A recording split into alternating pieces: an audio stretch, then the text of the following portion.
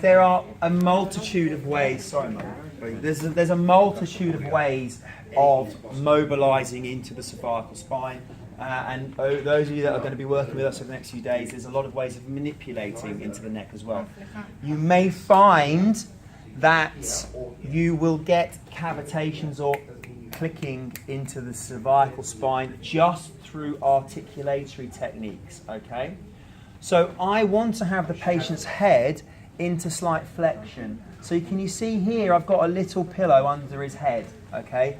Now, the reason why I do this is it allows me to work on the neck without him falling into extension, okay? Because we don't want the neck to be an extension, because we don't want to stress any of the neurovascular structures in it. It's called a VBI, okay, vertebral artery insufficiency, if the patient starts exhibiting sort of symptoms in this position. So in flexion, happy days, okay. Also, I want to have a little bit of a distance from the pillow to the shoulders.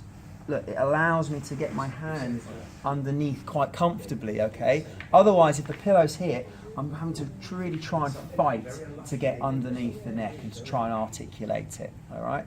And it's quite simple. I'm going to use my fingertips, okay? And I want to find the transverse process. Are you okay with that, what that is, okay?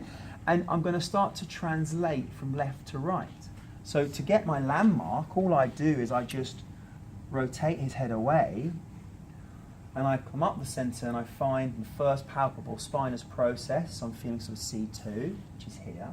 I'll come across and I can find the TP, transverse process. Now I bring him back and I will then, with my other hand, I come in, there we go, into the opposite side. I want to split my stance, but also I don't want to be holding his head because it weighs 10 pounds. You'll do this for like, if you're holding his head, you'll do it for like 2 minutes and your arms will fall off. I want to keep his chin in the midline. I want to keep it in the jugular notch, keep it nice and loose. I don't like seeing all this movement. I don't like seeing excessive movement through the cervical spine. It's not necessary. And all we'll do is I split my stance, that's fine, and I'm going to just watch the chin, and I'm going to start from the top, and I'm going to work level by level. And I'm translating left to right. So I'm pushing the vertebra into translation. Head on the pillow? Yeah, the head's on the pillow. I'm not holding it. It's in my palm. If I was going to pick it up, I'd be doing this movement. Yeah, but you can, but it's heavy. I want to make it easy. I want to make everything as easy for myself as possible. So we start by just translating from side to side, and you can see all I'm doing is I'm moving. Now, if I found, for example, all right, how's that feel? Any pain there at all? Okay, good. And we can literally start by translating. Now, we can also add in what's called a figure of 8. So I imagine I'm going to create the number 8. And we do that segment by segment, okay? It's not a gross movement, it's a small focal movement. So we would find, say, mid-C spine, say C4. And from there, I like to watch the chin, not in a weird way, and then get him to create this figure of 8. And we start to move through, like so. We keep it nice and tight. We can then move up and start to work through. How's that feel? Is like to this left and on the right or up and down? To be honest, with the figure of 8, you're doing this. 8, number 8. Yeah. Don't worry about it too much because I sometimes get confused.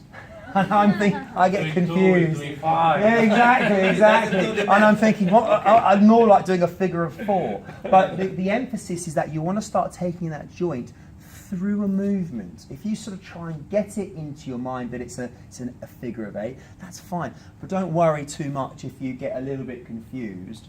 As long as you keep the movement, I don't want to see you doing this. Why Yeah?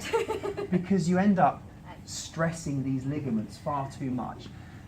Keep it close because that way you're being very joint focused. If you start dragging it around, the muscles are going to start registering the stretch reflex, they're going to start tightening up. just as with manipulation and things like that, you don't want to be dragging him, because this feels horrible. Okay, it feels horrible. Whereas that is just as effective, but without any of the pressure at all. All right? So, again, he would be translating from left to right, pushing the transverse processes, nice and gentle, chin in the midline, and then we find our level that he says was a little bit painful here. Okay, from there, I'm going to start to work focal. And then you can add in, for your soft tissue, we can start to come into your suboccipitals. Yeah? You can add in your suboccipital work. We can come into your inhibition techniques, whatever it is you want. So you can start adding in all your additional movements, but just keep the chin nice and close. Patients will respond much better than if you're trying to turn them into an owl. So all I'm doing is I'm transverse process and I'm pushing either side.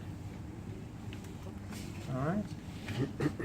And when you try to do it like from C, I work from the suboccipital ridge okay, all the way down, C7. down and up. Translation. He said I'm more